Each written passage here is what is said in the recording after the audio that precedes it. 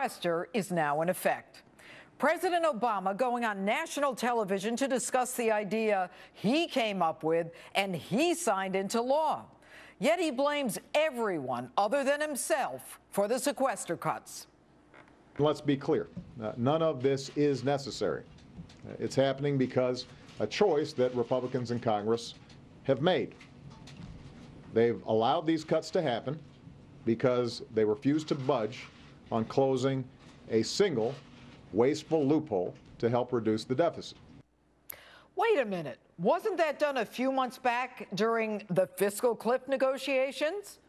But it's not just the Republicans he blames. He says it's now our job to resolve this mess. The issue is not my persuasive power. The American people agree with my approach. They agree that we should have a balanced approach to deficit reduction. The question is, can the American people help persuade their members of Congress to do the right thing? Now, if you or I can't pay our bills, we spend less, we budget. We don't go on a buying spree, and we certainly don't raise our credit card limit. Not President Obama. He is perfectly content to grow the size of our federal government by leaps and bounds. Now, I worked in government for 30 years. I ran a major office in a metropolitan area. There is a sense that people in government are entitled to annual salary increases, overtime, vacation time, sick time, holidays, and then pensions. But the fact is there is duplicity, redundancy, and fraud at all levels of government. We just need to find it. But far be it from this government to even look into that one.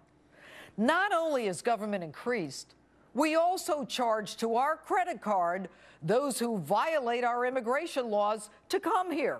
We educate, medicate, feed, house, provide giveaways to them, the kind of giveaways not available to the very seniors who built our streets and fought our wars. And because of this overspending, those seniors can only hope the Social Security Trust Fund will be there for them. 3 days ago, John Kerry gave $60 million to the rebels in Syria. Some say the money went to the wrong rebels. Why do we give money to countries who house our enemies and refuse to protect us? Egypt, Pakistan, Libya, and so many other countries we give hundreds of millions of dollars to that simply despise us. You know, there's an old African proverb: when elephants fight, the grass suffers. And as the president and Washington bigwigs fight, we all suffer with job losses, increased taxes, dashed retirement dreams. This nation was founded and run by real leaders who worked to help the American people, even with members of the opposing political party.